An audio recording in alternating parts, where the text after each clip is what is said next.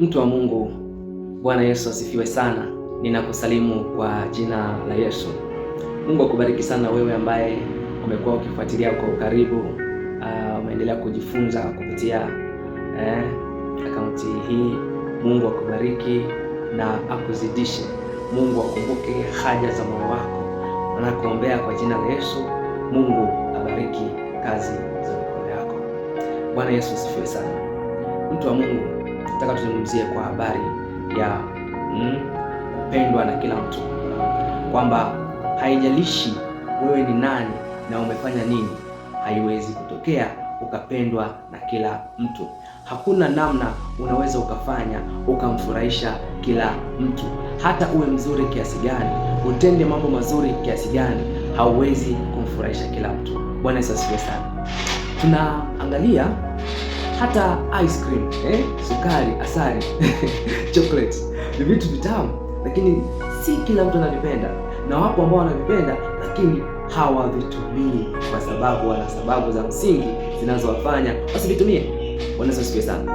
Kwa hiyo kama hivyo vitu vizuri havipendi na kila mtu, wewe ni nani upendwe na kila mtu? Bwana Yesu asifiwe sana. Kwa hiyo huwezi kukubalika na kila mtu, huwezi kupendwa na kila mtu, kwa sababu katika hii dunia sio kila mtu atakuwa mwema. Hii dunia imebeba watu wote, wema na wabaya, na Mungu anasema wazi, anasema kwamba jua lake na mvua yake ni kwa wote, wema na wabaya. Kama anasema ni kwa wote, wema na wabaya, hiyo inadhihirisha wazi kwamba hii dunia ina watu wabaya pia.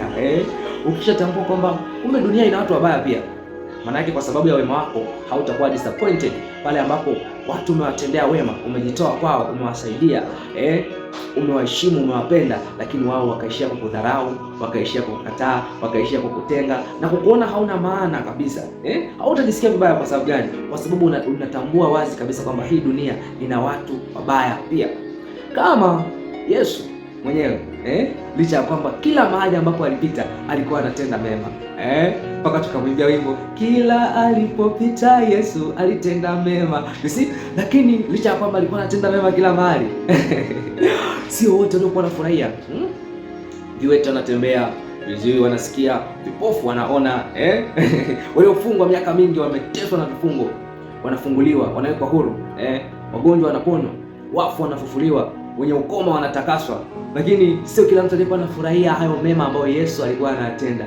Wapo wengi sana ambao pia walikuwa wanachukia, na wengine pia walikuwa wanaenda kwenye mikutano yake si kwa lengo la kwenda kujifunza kutoka kwa Yesu, kwamba kwa sababu Yesu ni mwalimu mzuri, kama ambavyo Nikodemo anasema rabi, mwalimu, tunajua wewe unatoka kwa Mungu. Sio kila mtu alikuwa anaenda kujifunza kwa Yesu kama mwalimu mzuri. No, wengine walikuwa wanaenda kwa Yesu kutafuta makosa, lakini hawaoni, lakini bado hawachoki kuendelea kufuatilia kutafuta makosa yake. Kumbe hata ukiwa mwema kiasi gani, watu wanakuwa wanatafuta makosa. Alafu kibaya zaidi ni kwamba mtu yeyote yule ambaye anakuwa ni mwema, anajitunza, anajiheshimu, mara nyingi sana inakuwa ni kawaida sana watu wanakuwa wanaona kama huyu mtu anaigiza, kwa sababu haiwezekani mtu akawa perfect kwa kiwango hiki. Kwa hiyo wakishaona kama wewe labda pengine unaigiza, wanakuwa sasa wanakuchimbua kwa undani, wanakufuatilia kwa ukaribu sana, wanaangalia hatua zako ili waone wapi unakosea, kwa sababu hawaamini kwamba hauwezi kuishi kwa ukamilifu, haiwezekani. Kwa hiyo unakuta kwamba wengine wanatengeneza hata njia za kuwa wanakuchochea, wanakuuliza maswali kama jinsi ambavyo walikuwa wanamuuliza Yesu maswali ya mitego, maswali hata ya kuumuzi, ili mradi tu akosee, ili wapate sema kumshtaki. Utaona aliyokuwa anatenda ni mema siku zote, lakini bado hao watu walikuwa wanatafuta njia za kumwangamiza. Na hata tunaona walipokuwa wamemshtaki, wakati wanataka kwenda kumsulubisha, tunaona hata akina Herode wanasema hatuoni kosa kwa mtu huyu, lakini kwa sababu ni watu ambao wamedhamiria kukuangamiza, hata kama umetenda wema watakuangamiza hata kama hauna kosa. Kwa sababu gani? Wamedhamiria. Biblia inasema kwamba kwa watu ambao wamekusudia kutenda mabaya, wanawaza mabaya, hata wanaweza wasilale wakakesha wakipanga njama za kukuangamiza, wahakikisha wamekutendea ubaya, ndipo wanapata usingizi. Yaani hawapati usingizi mpaka wamekutendea ubaya kwa hiyo ni hali ya kawaida. Kwa hiyo kwa wewe uliye mwema, usitegemee kwamba kila mtu ni mwema kama wewe. Kwa hiyo unapowatendea watu wema, unapowaheshimu, unapowasaidia, unapowajali, unapowathamini, usitegemee kila mtu atakulipa kama jinsi ambavyo umetenda. Tegemea kwamba wapo watu wengine licha ya kuwatendea wema, watakuumiza katika wema wako. Ndio maana kuna mtu mmoja kaimba kwamba mwanadamu mlishe ugali ashibe, apate nguvu za kupiga mateke kama punda. Kwa hiyo shukrani ya punda ni mateke, unaona? Kwa hiyo sio kila mtu ni mwema na sio kila mtu ni mbaya. Kwa hiyo isikufanye uwe disappointed, moyo wako kuwa mgumu eti kwa sababu hawa watu wengi umekutana nao ni wabaya. Hapana, watu wema wako. Kwa hiyo usiache kutenda wema eti kwa sababu wengi uliokutana nao ni wabaya. Usiache kufanya vizuri kwa sababu watu wengi wamekuumiza. No. Endelea kusaidia, endelea kutenda mema, endelea kubariki maisha ya watu. Maana mabaya ambao wao wamekutendea yanawaonyesha wao ni wakina nani. Na wema ambao wewe unaendelea kutenda licha ya kwamba wao wanaendelea kutenda mabaya, unaonyesha pia wewe ni nani. Unadhihirisha wazi kwamba wewe ni chombo cha Mungu hapa duniani kwa ajili ya kuyatenda yote yaliyo mapenzi ya Mungu kwenye dunia hii. Na wao kwa sababu wanaendelea kutenda kwa ujasiri, kutenda mabaya kwa ujasiri, inaonyesha kwamba wamekubali kwa vyombo vya shetani vya kumsaidia shetani kunaye kutimiza kusudi lake kwenye hii dunia. Hiyo haiwafanyi wao wawe shetani. Mtu kutumiwa na shetani haimfanyi mtu awe shetani. Lakini sasa mtu anapokuwa amekubali kutumiwa na shetani, amekuumiza, amekutendea ubaya, amekufanyia namna yote ambayo sio vizuri, ni lazima tuwe na kiasi. Ndio maana kwenye tunda la Roho kuna kiasi. Maanake kiasi kina ukomo. Kuna mtu mwingine ukimpenda sana anakuchukia, anakutendea ubaya. Kwa lazima ujue kuweka kiasi kwa kila mtu kulingana na namna ambavyo anarespondi, kulingana na wewe ambavyo umempa nafasi.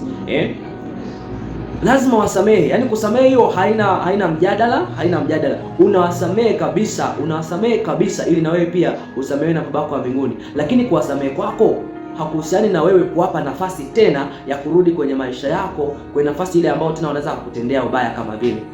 Wasamehe lakini usiwape nafasi. Wape amani ila usiwape nafasi. Jifunze kuweka mipaka ili usiendelee kuumizwa na watu ambao hawafai kwenye maisha yako, ila usiache kutenda mema. Tunaona Yesu hakuchoka kutenda mema, nasi tumeagizwa pia kwamba tusichoke katika kutenda mema, tutavuna tusipozimia roho. Kwa hiyo usione ni mzigo kutenda wema, usione ni mateso. Amini tu kwamba wewe ni chombo cha Mungu kwa ajili ya kutenda mapenzi ya Mungu, lakini hakikisha unaweka mipaka ili usiendelee kuumizwa na hao manyang'ao, hao watu makatili, hao watu wabaya, watu ambao huwa hawajali wala hawathamini, hawajali upendo, hawathamini heshima, nafasi ambayo umewapatia, wanaona kama ni kitu tu cha kawaida. Wao hawawazi kesho, wanawaza leo tu. Kama kukupiga leo akupige, akuibie, akudhulumu, akutapeli, hawazi kwamba kuna kesho na kesho kutwa ambapo itawaharibia wao future yao. Hawazi. Wewe wawekee mipaka. Bwana Yesu asifiwe sana. Lakini unapowekea mipaka, hakikisha pia unaongeza umakini katika namna ambavyo unawakaribisha watu kwenye maisha yako. Ongeza umakini. Sio kila mtu anastahili kukaa karibu yako, na sio kila mtu anastahili kupata nafasi kwenye sehemu yako. Lazima pia mipaka iwepo, na Roho wa Mungu akusaidie kuchagua watu sahihi. Maana ukichagua tu kwa akili yako na kwa macho yako ya kawaida, unaweza kujikuta umewasukumia mbali watu wanaotaka kukubariki, na umewakumbatia watu ambao wanakuja kukumaliza. Bwana Yesu asifiwe sana. Hiyo haitegemeani na mtu ana nini au anatokea wapi, haitegemeani kabisa. Maana tunaona kwamba jenerali mkubwa kabisa Naamani, aliyekuwa ni mtu mkubwa, jenerali, kiongozi wa majeshi wa taifa, lakini alisaidiwa na kijakazi, binti kijakazi ambaye hata huwezi hata kumzania, ndio ambaye alimsaidia akapona. Je, angemdharau huyo binti mdogo, angewezaje kupona? Kwa hiyo haitegemeani na kuangalia watu kwa macho yako ya kawaida. Inahitaji uangalie watu kwa macho ya ndani, kwa msaada wa Roho Mtakatifu. Barikiwe sana mtu. Uwe na wakati mwema.